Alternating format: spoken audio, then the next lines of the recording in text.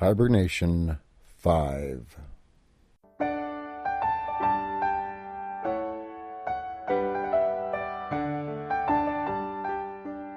Grizzlies Growls presents Stories of the Hiber-Nation. The following stories are either from the public domain or read by permission of the author, who retains all rights. In either case, I'm reading these stories because I like to read stories. And, well, that's it. I hope you enjoy listening. Pull up a chair.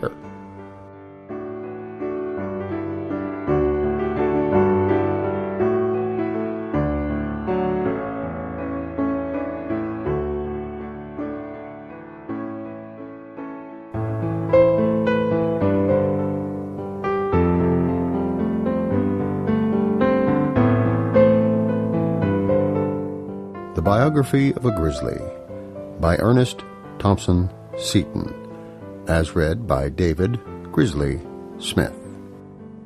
Part 2. The Days of His Strength.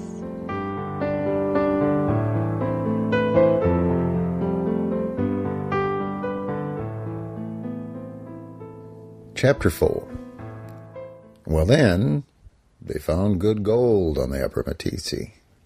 Miners came in pairs and wandered through the peaks, rooting up the ground and spoiling the little streams. Grizzly old men, mostly, that lived their lives in the mountain and were themselves slowly turning into grizzly bears, digging and grubbing everywhere, not for good, wholesome roots, but for that shiny yellow sand that they could not eat, living the lives of grizzlies, asking nothing but to be let alone to dig.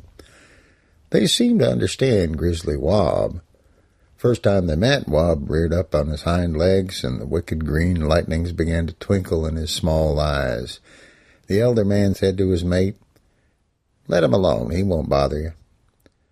"Ain't he an awful size, though?" replied the other nervously. Well, Wahb was about to charge, but something held him back, something that had no reference to his senses, that was felt only when they were still. A something that in bear and man is wiser than his wisdom, and that points the way at every doubtful fork in the dim and winding trail. Of course, Wahb did not understand what the man said, but he did feel that there was something different here. The smell of men and iron was there, but not of that maddening kind, and he missed the pungent odor that even yet brought back the dark days of his cubhood. The man did not move, so Wahb rumbled a subterranean growl, dropped down on his 4 feet, and went on. Well, late that same year, Wahb ran across the red-nosed black bear. How that bear did keep on shrinking. Wahb could have hurled him across the gray bowl with one tap now. But the black bear did not mean to let him try. He hustled his fat, pudgy body up a tree at a rate that made him puff. Wahb reached up 9 feet from the ground with one rake of his huge claws, tore off the bark clear to the shining white wood and down nearly to the ground, and the black bear shivered and whimpered with terror as the scraping of those awful claws ran up the trunk and up his spine in such a way that was horribly suggestive. What was it that the sight of that black bear stirred in Wahb? Was it memories of the upper Piney, long forgotten? Thoughts of a woodland rich in food? Wahb left him trembling up there as high as he could get, and without any very clear purpose, swung along the upper benches of the Meeteetse down to the Gray Bowl, around the foot of the Rimrock Mountain, on till hours later he found himself in the timber tangle of the lower Piney and among the berries and ants of the old times. He'd forgotten what a fine land the Piney was. Plenty of food, no miners to spoil the streams, no hunters to keep an eye on, no mosquitoes or flies, plenty of open, sunny glades and sheltering woods, backed up by high, straight cliffs to turn the colder winds. There were, moreover, no resident grizzlies, no signs even of passing travelers, and the black bears that were in possession did not count. And Wahb was well pleased. He rolled his vast bulk in an old buffalo wallow, rearing up against a tree where the Piney Canyon quits the Gray Bowl Canyon, and he left on it his mark fully 8 feet from the ground. Now, in the days that followed, he wandered farther and farther up among the rugged spurs of the Shoshones, took possession as he went. He found the signboards of several black bears, and if they were small, dead trees, he sent them crashing to earth with the drive of his giant paw. If they were green, he put his own mark over the other mark and made it clear by slashing the bark with the great pickaxes that grew on his toes. The Upper Piney had been so long a black bear range that the squirrels had ceased storing their harvest in hollow trees and were now using the spaces under flat rocks where the black bears could not get at them. So Wahb found this a land of plenty. Every fourth or fifth rock in the pine woods was the roof of a squirrel or chipmunk granary, and when he turned it over, if the little owner were there, Wahb did not scruple to flatten him with his paw and devour him as an agreeable relish to his own provisions. And wherever Wahb went, he put up his signboard, "Trespassers beware." It was written up on the trees as high up as he could reach, and every one that came by understood that the scent of it and the hair in it were those of the great grizzly Wahb. If his mother had lived to train him, Wahb would have known that a good range in spring may be a bad one in summer. Wahb found out by years of experience that a total change with the seasons is best. In the early spring, the cattle and elk ranges with their winter-killed carcasses offer a bountiful feast. In early summer, the best forages on the warm hillsides where the quamash and the Indian turnip grow. And in late summer, the berry bushes along the river flat are laden with fruit, and in autumn the pine woods gave good chances to fatten for the winter. So he added to his range each year. He not only cleared out the black bears from the Piney and the Meeteetse, but he went over to the divide and killed that old fellow that had once chased him out of the Warhouse Valley. And more than that, he held what he had won, for he broke up a camp of tenderfeet. They were looking for a ranch location on the Middle Meeteetse. He stampeded their horses and made a general smash of the camp. And so all the animals, including man, came to know the whole range from Frank's Peak to Shoshone Spurs was the proper domain of a king well able to defend it. And the name of that king was Meeteetse Wahb. Any creature whose strength puts him beyond danger of open attack is apt to lose in cunning. Yet Wahb never forgot his early experience with the traps. He made it a rule never to go near that smell of man and iron, and that was the reason that he never again was caught. So he led his lonely life and slouched around the mountains, throwing boulders about like pebbles and huge trunks like matchwood as he sought for his daily food, and every beast of hill and plain soon came to know and fly in fear of Wahb, the one-time hunted, persecuted cub. And more than one black bear paid with his life for the ill deed of that other long ago. And many a cranky bobcat flying before him took to a tree, and if that tree were dead and dry, Wahb heaved it down, and tree and cat alike were dashed to bits. Even the proud-necked stallion, leader of the Mustang band, thought well for once to yield the road. The great gray timber wolves and the mountain lions, too, left their new kill and sneaked in sullen fear aside when Wahb appeared. And if, as he hulked across the sage-covered river flat, sending the scared antelope skimming like birds before him, he was faced, perchance, by some burly range bull, too young to be wise and too big to be afraid, Wahb smashed his skull with one blow of that giant paw and served him as the range cow would have served himself long years ago. Now, the All-Mother never fails to offer to her own twin cups one gall and one of balm. Little or much they may drink, but equally of each. The mountain that is easy to descend must soon be climbed again. The grinding hardship of Wahb's early days had built his mighty frame. All the usual pleasures of a grizzly's life had been denied him but power, bestowed in more than double share. So he lived on, year after year, unsoftened by mate or companion, sullen, fearing nothing, ready to fight, but asking only to be let alone, quite alone. He had but one keen pleasure in his somber life, the lasting glory in his matchless strength, the small but never-failing thrill of joy as the foe fell crushed and limp, or the riven boulders grit and heaved when he turned on them the measure of his wondrous force.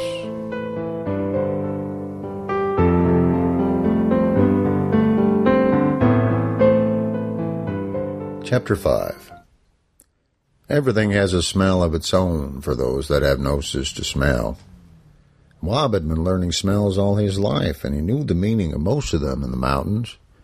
It was as though each and everything had a voice of its own for him, yet it was far better than a voice, for everyone knows that a good nose is better than eyes and ears together. And each of these myriads of voices kept on crying, "Here and such am I." The juniper berries, the rose hips, the strawberries, each had a soft, sweet little voice calling, "Here we are, berries, berries." The great pine woods had a loud, far-reaching voice, "Here we are, the pine trees." But when he got right up to them, Wahb could hear the low, sweet call of the pinon nuts. "Here we are, the pinon nuts." And the quamash beds in May sang a perfect chorus when the wind was right. Quamash beds, quamash beds. And when he got among them, he made out each single voice, each root had its own little piece to say to his nose. "Here am I, a big quamash, rich and ripe," or a tiny, sharp voice. "Here am I, a good-for-nothing, stringy little root." And the broad, rich russulas in autumn called out aloud, "I am a fat, wholesome mushroom." And the deadly amanita cried, "I am an amanita, let me alone, or you'll be a sick bear." And the fairy harebell of the canyon banks sang a song too, as fine as its thread-like stem, and as soft as its dainty blue. But the warden of the smells had learned to report it not, for this, and a million other such, were of no interest to Wahb. So every little thing that moved, every flower that grew, every rock and stone and shape on earth told out its tale and sang its little story to his nose. Day or night, fog or bright, that great moist nose told him most of the things he needed to know, or passed unnoticed those of no concern, and he depended on it more and more. If his eyes and ears together reported so-and-so, he would not believe them, till his nose said, "Yes, that is right." But this is something that man cannot understand, for he has sold the birthright of his nose for the privilege of living in towns. While hundreds of smells were agreeable to Wahb, thousands were indifferent to him, a good many were unpleasant, and some actually put him in a rage. He'd often noticed that if west wind were blowing when he was at the head of the piney canyon, there was an odd new scent. Some days he did not mind it, and some days it disgusted him, but he never followed it up. On other days, a north wind from the high divide brought a most awful smell, something unlike any other, a smell that he wanted only to get away from. Well, Wahb was getting well past his youth now, and he began to have pains in the hind leg that had been wounded so often. After a cold night or a long time of wet weather, he could scarcely use that leg, and one day, while thus crippled, the west wind came down the canyon with an odd message to his nose. Wahb could not clearly read the message, but it seemed to say, "Come," and something within him said, "Go." Now the smell of food will draw a hungry creature and disgust a gorged one. We do not know why, and all that anyone can learn is that the desire springs from a need of the body. So Wahb felt drawn by what had long disgusted him, and he slouched up the mountain path, grumbling to himself and slapping savagely back at branches that chanced to switch his face. The odd odor grew very strong, and it led him to where he had never been before, up a bank of whitish sand to a bench of the same color, where there was an unhealthy-looking water running down and a kind of fog coming up out of a hole. Wahb threw up his nose suspiciously. Such a peculiar smell. He climbed the bench. A snake wriggled across the sand in front. Wahb crushed it with a blow that made the near trees shiver and sent a balanced boulder toppling down, and he growled a growl that rumbled up the valley like distant thunder. Well, then he came to that foggy hole. It was full of water that moved gently and steamed. Wahb put in his foot and found it was quite warm, and then felt pleasantly on his skin. Put in both feet. Little by little went in further, causing the pool to overflow on all sides till he was lying at full length in the warm, almost hot sulphur spring and sweltering in the greenish water while the wind drifted the steam about overhead. Now, there are plenty of those sulphur springs in the Rockies, but this chanced to be the only one on Wahb's range. He lay in it for over an hour. Feeling that he'd had enough, he heaved his huge bulk up on the bank and realized that he was feeling remarkably well and supple. The stiffness of his hind leg was gone. He shook the water from his shaggy coat. A broad ledge in full sun heat invited him to stretch himself out and dry, but first he reared up against the nearest tree and left a mark that none could mistake. Now, true, there are plenty of signs of other animals using the sulphur bath for their ills, but what of it? Thenceforth, that tree bore his inscription in a language of mud, hair, and smell that every mountain creature could read. My bath, keep away. Signed, Wahb. Wahb lay on his belly till his back was dry, and then turned on his broad back and squirmed about in a ponderous way till the broiling sun had wholly dried him. He realized he was really feeling very well now. He did not say to himself, I am troubled that unpleasant disease called rheumatism, and a sulphur bath treatment is the thing to cure it. But what he did know was, I have dreadful pains. I feel better when I'm in this stinking pool. So thenceforth he came back whenever the pains began again, and each time he was cured.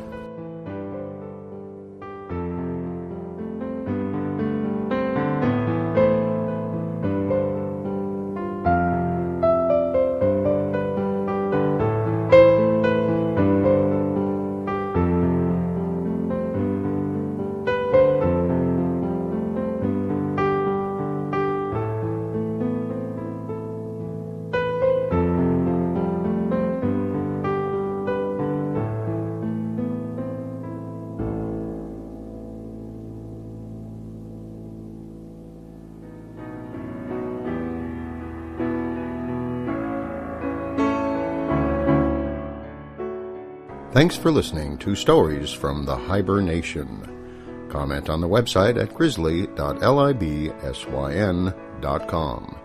This program is sponsored by donations from people like you and is released with a Creative Commons Attribution, Non-Commercial, No Derivatives license.